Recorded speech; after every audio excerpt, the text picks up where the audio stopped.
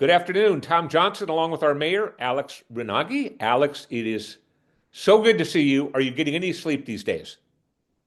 Good to see you as well, Tom. It's been a crazy week, but things are looking in the right direction in terms of our fire risks, so that's good. It's funny coming into this podcast. We had a sewage spill this week that we'll get to, but I thought, gosh, any other time we'd be talking sewage spill right on the top of this program. But we're actually going to jump over to fire because the fire is just a critical thing. I've Yep. noticed preparing for Friday's Stew News. We already have letters from Fire Chief Nico King. We have a letter from Police Chief Jeff Calvert. Um, I know City Hall is just busy inundating us with, making sure to try to make sure everybody in the community is up to date. And that's all good stuff. Why don't you kind of give us, from the mayor's position, where we are right now? Absolutely. So yeah, we're continuing to the good news is that there's no red flag warning right now for the city of Laguna Beach. There's a red flag warning for inland Orange County, and that's going to end at 6 o'clock tonight. And based on my conversations with the chief ahead of this call, there's no expectation of any red flag warnings over the next few days in Laguna Beach. And what's also promising is that we're going to have humidity. Our humidity has recovered, and we may even see some fog by Friday, which is very good. So hopefully this, our risk over the next few days is going to be substantially less than what it was over the last few days leading up to this.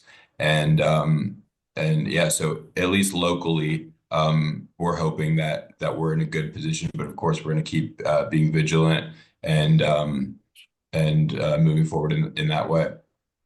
It's interesting. One of the things about, being with Stu News and everything like that is a lot of the stuff that comes in that we'll share with the community, I get to read in advance. So I've read Chief Calvert's letter to the community on Friday, and Yes. I talk a little bit about that, but it's important for everybody to read it. But the big thing I took out of that is Sue Kempf and Bob Whalen have done masterful jobs with the different plans and everything and readying Laguna Beach for a fire. This dates back to the late teens in Laguna Beach. But you know what Chief Calvert points out is if in fact when there is a fire, it's probably not when, it's probably not if, it's when, is people following directions. And he's detailing people becoming familiar with their fire zones and things like that. But he also goes into what it's going to take at some point to get everybody out of town. Those are critical things to follow. Critical, and there will be an evolving conversation about how to prepare for situations like that. We at our council meeting we had an update from Chief Calvert and Chief King, and then we also discussed updating our wildfire mitigation plan.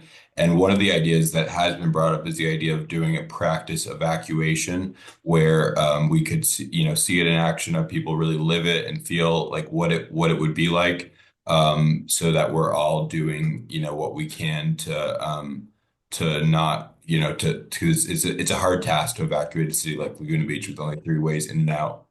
Sure. And the other thing is you think because of the small population, oh gosh, it wouldn't be that big of a deal. But you're absolutely right. And couple that with down power Yep. poles or trees going down and closing off one of the three exits out of town, Yep. all even worse.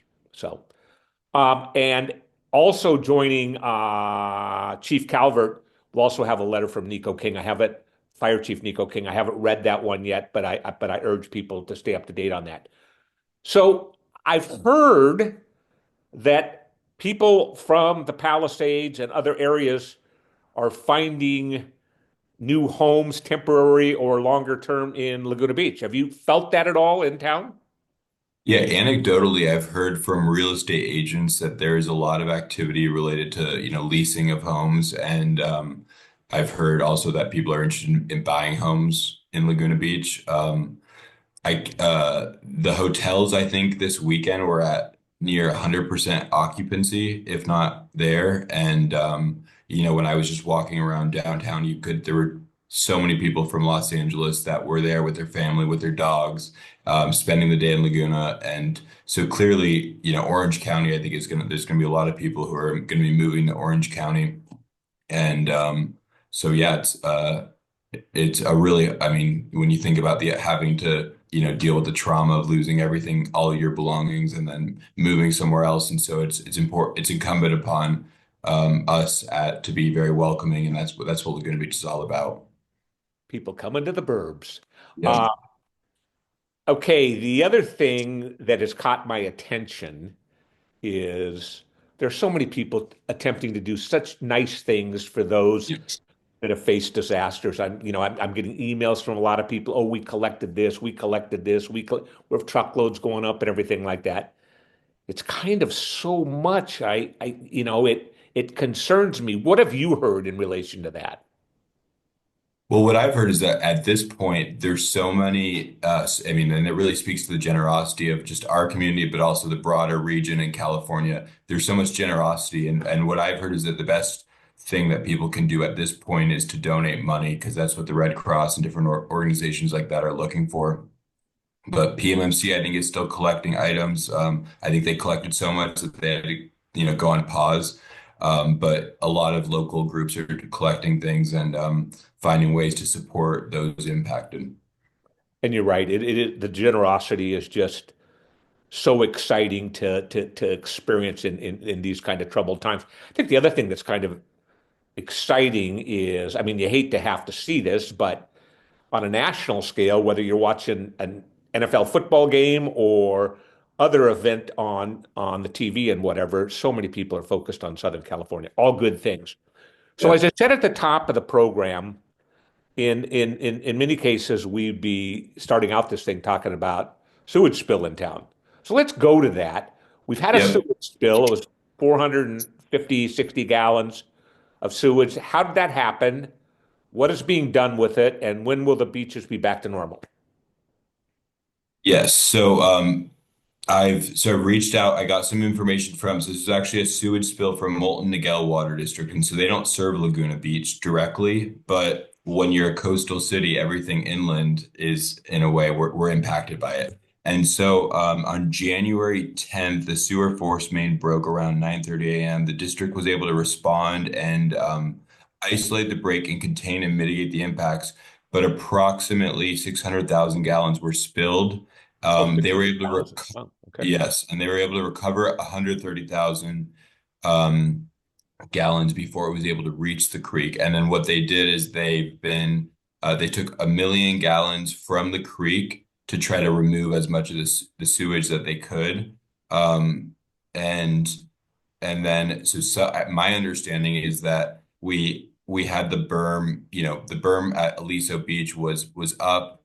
Um, some of that wastewater was able to seep through it, and that contributed to the lower quality in ocean levels, which triggered the beach closures. And then the berm broke at some point, and that also contributed to the sewage going out into the ocean.